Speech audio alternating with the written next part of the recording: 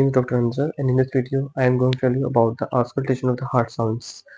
First of all, we will learn what are the areas where we auscultate the heart sounds. ठीक है, तो चार हमारे पास main areas होते हैं जहाँ पे हमने सुननी होती है हार्ट साउंड्स.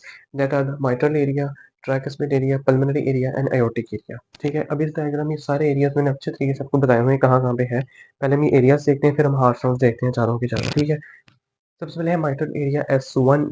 खैर माइट्रल एरिया है मिड क्लेविकुलर लाइन के बिल्कुल ऊपर और इन द फिफ्थ इंटरकोस्टल स्पेस. ठीक है, ये क्लेविकुलर लाइन एक मिड क्लेविकुलर लाइन है, फिर एंटीरियर और फिर पोस्टीरियर एक्सिलरी लाइन भी होती है. ठीक है, अब हम बात कर रहे हैं मिड क्लेविकुलर लाइन, बिल्कुल क्लेविकल के दरमियान एक लाइन इमेजिनरी होती है, उसके ऊपर होता है mitral area at the fifth intercostal space. ये मैंने इमेजिनरी स्टर्नम बनाई हुई है, इसके लेफ्ट बॉर्डर पे, लेफ्ट लोअर बॉर्डर पे, लोअर भी है और लेफ्ट साइड भी है, तो लेफ्ट लोअर बॉर्डर आपका ट्राइकस्पिड एरिया होता है इन द फिफ्थ इंटरकोस्टल स्पेस पे. उसी के बिल्कुल ऑपोजिट ऊपर सेकंड इंटरकोस्टल स्पेस के ऊपर पल्मोनरी एरिया होता है, ये भी in at the left sternal border पे होता है, लेकिन अपर लेफ्ट स्टर्नल बॉर्डर पे. सेम उसके ऑपोजिट राइट साइड पे राइट अपर स्टर्नल बॉर्डर के ऊपर होता है aortic area the second intercostal. ठीक है, तो फिफ्थ इंटरकोस्टल, फिफ्थ, सेकंड और सेकंड स्पेस. ठीक है, और इसकी इसी तरह रोटेशन हमने चलनी, एस शेप में हमने चलना होता है. जब हम स्टार्ट करते हैं ऑस्कल्टेशन अपनी हार्ट साउंड्स की, तो हम यहाँ से स्टार्ट करते हैं फिफ्थ इंटरकोस्टल स्पेस से, इस तरह एस शेप में ऊपर की तरफ जाते हैं. ठीक है, तो हमेशा ये तरतीब याद रखनी है.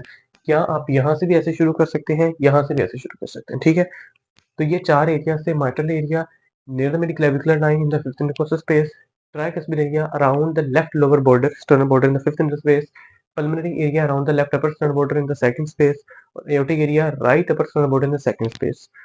अब साउंड्स हैं S1, S2, S3, S4. अब हम पहले समझते हैं कि प्रोड्यूस कैसे होती हैं. ठीक है, सबसे पहले ये हार्ट शेप बनाई हुई है मैंने, हमेशा याद रखना S1 और S2. जो S1 है ना, उसने दो वेल्व्स के क्लोजर से प्रोड्यूस होना है, उसको लब कहते हैं. जो लब साउंड होती है उसमें लब इज द S1. ठीक है, जब माइट्रल एरिया, माइट्रल वेल्व और ट्राइकस्पिड वेल्व बंद होते हैं, ये कब बंद होंगे, जब हमारा हार्ट कंट्रैक्शन करने लगा है और ब्लड को उसने आगे पुश करना है फ्रॉम द वेंट्रिकल्स. जब ये वेल्व बंद होंगे कब होते हैं, तो beginning of the ventricular systole के बिल्कुल बिगिनिंग पे बंद होते हैं. तो इन दोनों के बंद होने से होगी S1 प्रोड्यूस. बात समझ आ गई. अब ये जो है ये बंद हो गए, ये कंट्रैक्शन कर चुके हैं, कंट्रैक्शन कर चुके हैं, खाली हो गए, सारा ब्लड बाहर चला गया है. अब इनकी दोबारा फिलिंग होनी है ड्यूरिंग द डायस्टोली. इनको फिल करने के लिए जरूरी है कि इनके ये जो आउटफ्लो ट्रैक्स हैं, जो वेल्व है, वो बंद होने चाहिए. यानी कि एयोटिक वेल्व मतलब पल्मोनरी वेल्व हमने बनाए, जो पल्मोनरी अयोटा और जो अयोटा के अंदर जा रहे हैं, पल्मोनरी ट्रंक और अयोटा के अंदर जा रहे हैं, वो बंद होने चाहिए. क्यों, जब इनकी फिलिंग होनी है तब. ठीक हो गया, इनकी फिलिंग तभी होगी जब ये बंद होंगे और अब ये खुलेंगे. और जब ये बंद होंगे इनकी क्लोजर से, सेमिल्यूनर वेल्व्स की क्लोजर से, एयोटिक और पल्मोनरी वेल्व की क्लोजर से जो साउंड प्रोड्यूस होती है उसको S2 कहते हैं. ठीक हो गया, ये होगी S1 और S2. बात समझ आइए. S1 कब प्रोड्यूस होना है, जब एवी वेल्व्स बंद होते हैं सिस्टोली के बिल्कुल स्टार्ट में, और सेमिल्यूनर वेल्व्स जब बंद होते हैं at the beginning of ventricle diastole, ventricle की फिलिंग के से पहले, तो S2 प्रोड्यूस होती है. S3 जो है ये हमारी कब प्रोड्यूस होती है, जब बिल्कुल एस फिलिंग होने लगी है और अब ब्लड जो है वो एट्रिया से, दोनों साइड के एट्रिया से वेंट्रिकल के अंदर गिरना शुरू हो रहा है. तो अब उसके ब्लड गिरने से ही जो अंदर साउंड प्रोड्यूस होती है वो S3 होती है. और ये कब होगी, जब वेंट्रिकल फिल हो रहे होंगे eight the beginning of the system. क्योंकि खाली बर्तन में जब हम पानी डालते हैं तो ज्यादा प्रोड्यूस होती है साउंड एज कम्पेयर टू वो अगर आधा भर जाए. तो बिल्कुल जब वेंट्रिकल्स फिलिंग उनकी स्टार्ट होगी और ऊपर से ब्लड एट्रिया से ब्लड नीचे गिरेगा इन द वेंट्रिकल्स, तो जब तब जो साउंड प्रोड्यूस होगी वो S3 होगी. ठीक हो गया. और S4 कब होगी, S4 तब होती है जब वेंट्रिकल्स फिल हो रहे हैं और अंदर एट्रिया के अंदर जो ब्लड पड़ा है वो रश हो रहा है, वो स्पीड से आ रहा है और वेंट्रिकल्स के अंदर गिर रहा है. उसकी साउंड जो हाइपरट्रोफाइड वेंट्रिकल्स के अंदर जब ब्लड गिरता है तब जो साउंड प्रोड्यूस होती है वो S4 होती है. बात समझ आई. तो ये सारी कब हो रही है, डायस्टोली के फेज में हो रही है. सही है कि देखो, जब वेंट्रिकल्स ने फिल होना है डायस्टोली के दौरान, ये साउंड, ये वेल जब बंद होंगे तो S2, जब ये फिल होना स्टार्ट हो जाएंगे तो S3, और ये भी फिल हो रहे होंगे और ऊपर से ब्लड जब वेंट्रिकल में गिरेगा, हाइपरट्रोफाइड अगर वेंट्रिकल है तो S4. बात समझ आ गई. यही बात मैंने सारी यहाँ पे लिखी हुई है, S1, S2, S3, S4 के लिए. इसको लब कहते हैं, इसको दब कहते हैं. और हमेशा याद रखना S1 जो है हमेशा लाउडर होता है माइट्रल एरिया के ऊपर. तो जब भी माइट्रल एरिया के ऊपर आप सुन रहे हैं तो S1 होगी, और एयोटिक एरिया के ऊपर लाउडर होती है S2. ये मैंने लिखी हुई है, ठीक है। माइट्रल एरिया पे S1 लाउडर होता है और एओर्टिक एरिया पे S2 लाउडर होती है। अब S3 नॉर्मली हमारे अंदर कुछ कंडीशंस में S3 सुनाई देती है, वरना नहीं सुनाई देती। एथलीट्स में कॉजेस इसकी S3 की कॉजेस पूछते होते हैं।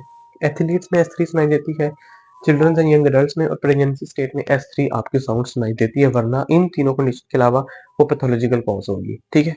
S4 की जो साउंड है वो हमारे इन स्टेज में हमें सुनाई देती है, इनके अलावा S4 नॉर्मली होती ही नहीं है, ठीक है, नहीं सुनाई देती है। इनके हाइपरटेंशन में, एओर्टिक स्टेनोसिस में, एथलीट्स में और लेफ्ट वेंट्रिकुलर हाइपरट्रोफी, इन 4 कंडीशंस में S4 सुनाई देगी। और यही पक्का सवाल है S3 और S4 कब कब सुनाई देती है, बिकॉज ये नॉर्मल नहीं है, ठीक है। S1 S2 आपकी नॉर्मली होती हैं, अगर S3 और S4 है तो वो अब नॉर्मल है, और इन कंडीशन में तो वो फिजियोलॉजिकल है, ठीक है। अगर इनके अलावा कहीं सुनाई दे रही है तो वो अब नॉर्मल है, ठीक है। तो ये दोनों आपसे पूछे जाते हैं इसके कॉजेस। अब बात करते हैं S2 की स्प्लिटिंग की, कि S2 साउंड जो है वो नॉर्मली इसके दो कंपोनेंट्स होते हैं, that is the aortic component और पल्मोनरी कंपोनेंट, ठीक है। ड्यूरिंग इंस्पिरेशन और यंग चिल्ड्रंस और एडल्ट्स के अंदर ये इसकी स्प्लिटिंग हो जाती है, कि जब वो इंस्पायर करते हैं तो एओर्टिक हमें पहले सुनाई देता है, पल्मोनरी बाद में सुनाई देता है, ये याद रखना।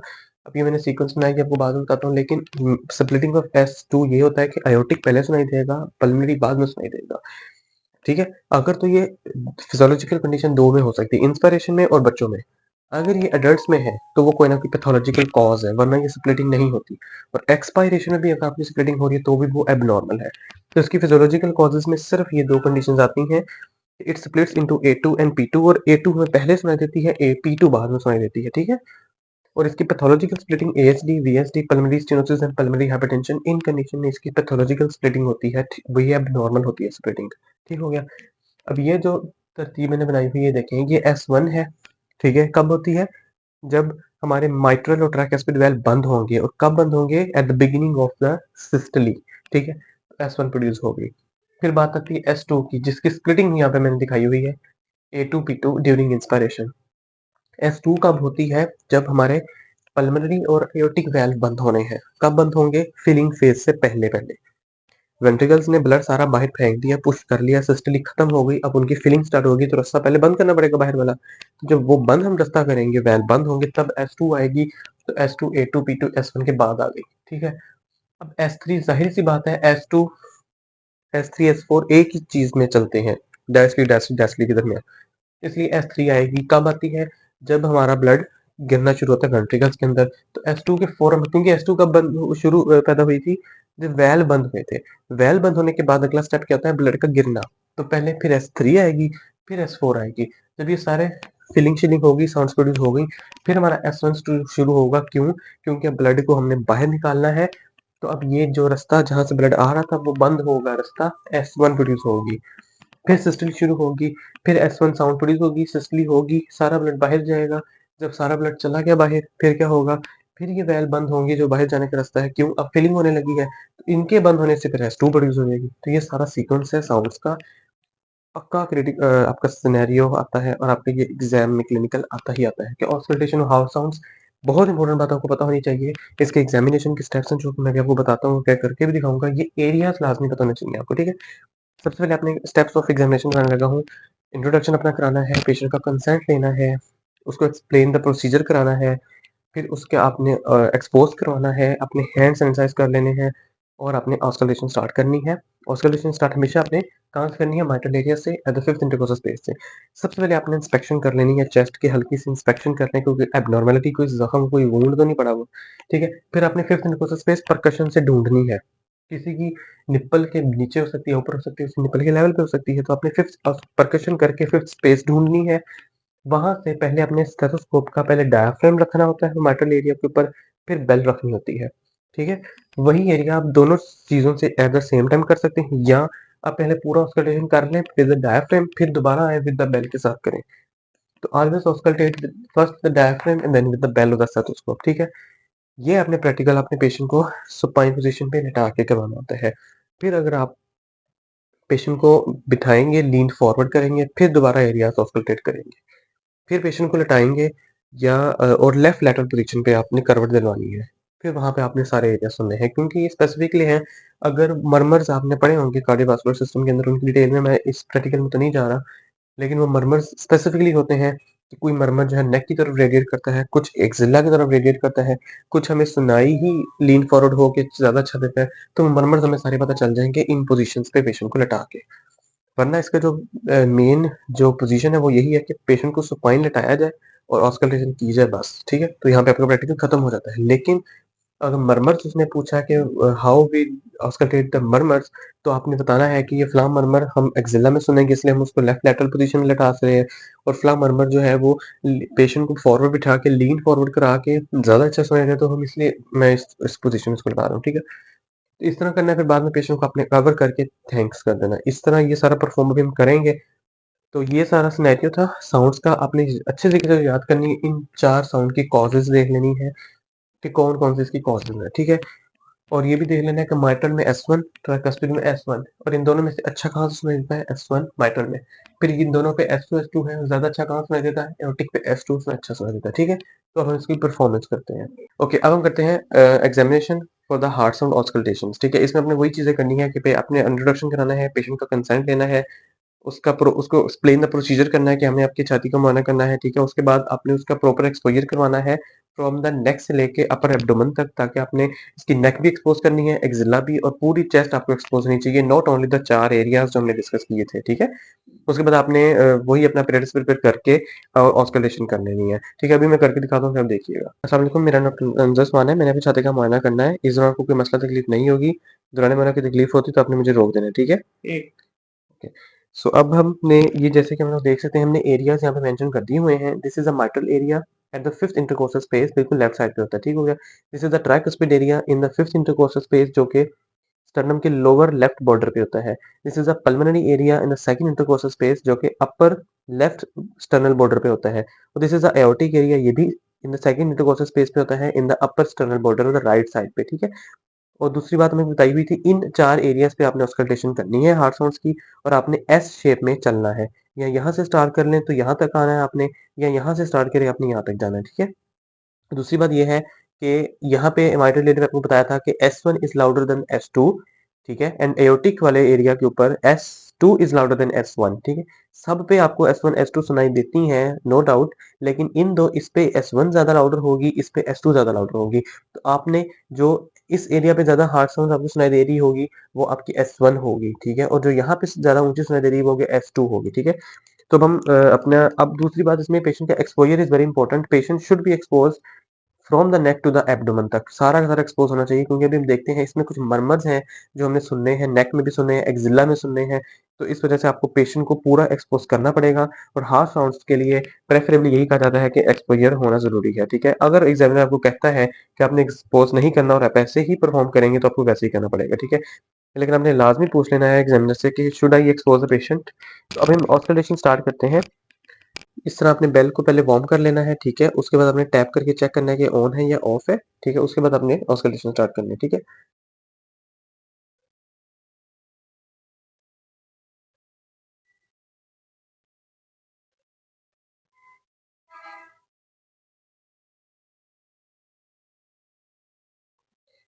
तो मुझे इन सब एरियाज पे लबदब लबदब लबदब सुनाई दे रही है, जो कि आपको पता है कि ये साउंड्स ऑफ द हार्ट ही है, S1 S2 ही हैं। अब इस पेशेंट में, क्योंकि ये अडल्ट इतना नहीं है, टीनेज एज में है, ठीक है? प्रेगनेंसी वाली स्टेट भी इसमें नहीं है, और ये एथलीट भी नहीं है, तो इसमें S3 तो कभी नहीं हो सकती, ठीक है? और S4 हमेशा ही एबनॉर्मल होती है जब भी होगी। तो इस क्वेश्चन में हमारे S1 S2 हमें ऑडिबल हैं। S1 is louder in mitral area, S2 is louder in the aortic area, और this is the normal heart sound हमें सुनाई दे रही है। अब इसके बाद आपने चेक करने होते हैं मरमर्स, जो कि आपको पेशेंट में मिल सकते हैं अगर पेशेंट में कोई हार्ट वेल्वुलर डिजीज है, ठीक है? तो पेशेंट के मरमर चेक करने के लिए, अब लेट्स सपोज, एक पहले हो के बात बता देता हूँ। अगर हार्ट साउंड्स आपको इतनी अच्छी यहाँ पे ऑडिबल नहीं है, तो एक मैन्यूवर कराते हैं, पेशेंट को लेफ्ट लैटरल पोजीशन पे लटा देते हैं, ठीक है? फिर आपने सुनने होते हैं। अब इसमें होता है कि पेशेंट को आ जाता है कि लेफ्ट साइड पे आपने करवट ले लेनी है। अब लेफ्ट साइड पे थोड़ी सी करवट लेनी, ज्यादा नहीं, इसको बस इतनी सी। ये होती है लेफ्ट लैटरल पोजीशन। इस पोजीशन पे आपने हार्ट साउंड पे सुननी है, उन्हीं एरियाज पे, सारे उन्हीं एरियाज पे आपने सुननी है, अगर आपको सुपाइन पोजीशन पे पेशेंट की साउंड नहीं मिली थी तो, ठीक है? वरना आपने सुपाइन पोजीशन पे ही आपने लेनी है, लेफ्ट लेटर पे नहीं करवाना, ठीक है? उसके बाद आपने नेक की तरफ जाना है, पेशेंट को लेफ्ट साइड पे नेक को करना है रोटेट, और आपने उस साइड पे आपने ऑस्कल्टेट करना है ऑन द कैरोटिड आर्टरीज, यहाँ पे कैरोटिड आर्टरीज होती हैं, वहां पे अपने ऑस्कल्टेट करना है। यहाँ पे जो है एओर्टिक स्टेनोसिस जो वैल्वुलर डिजीज है उसका मरमर रेडिएट करता है नेक की तरफ, ठीक है। फिर आपने पेशेंट को कहना है कि अपने एक्सिला को एक्सपोज करवाए और आपने एक्सिला के अंदर जो है ऑस्कल्टेट करना है, क्योंकि जो माइट्रल रिगर्जिटेशन है उसका आपका जो मरमर है वो आपका एक्सिला में रोटेट रेडिएट करता है, ठीक है। इस तरह इन दोनों एरियाज के अंदर अगर आपको कोई साउंड्स एब्नॉर्मल हार्ट साउंड्स नहीं मिलती तो इसका मतलब ये है कि पेशेंट के अंदर मरमर नहीं है, वेल्वुलर हार्ट डिजीज नहीं है, ठीक है। तो ये इस तरह आपने पूरी की पूरी चेस्ट हार्ट साउंड्स की एग्जामिनेशन करनी है, पेशेंट अपने और अपने एग्जामिनर को बता देना है और बाद में सॉरी पेशेंट को जो है वो प्रॉपर कवर भी कर देना है और इस तरह आपने से थैंक्स टू द पेशेंट कर देना, ठीक। अब हमने जैसे कि आपने देखा ये हमारा नॉर्मल सब्जेक्ट था, इसमें हार्ट साउंड्स हमें ऑडिबल थी S1 S2 और कोई मरमर नहीं था, कोई S3 S4 नहीं है। तो जब भी आपने एग्जामिनर को बताना होता है आपने ये बताना है कि my patient has a normal heart sounds, that is S1 is louder at the mitral area, S2 is louder in the aortic area and there is no added heart sounds like murmurs. और इस तरह आपने एक line बना के अच्छी सी examiner को बता देनी, अपनी पूरी पूरी फाइंडिंग्स एक लाइन में बता देनी थी, ठीक है। Thank you very much.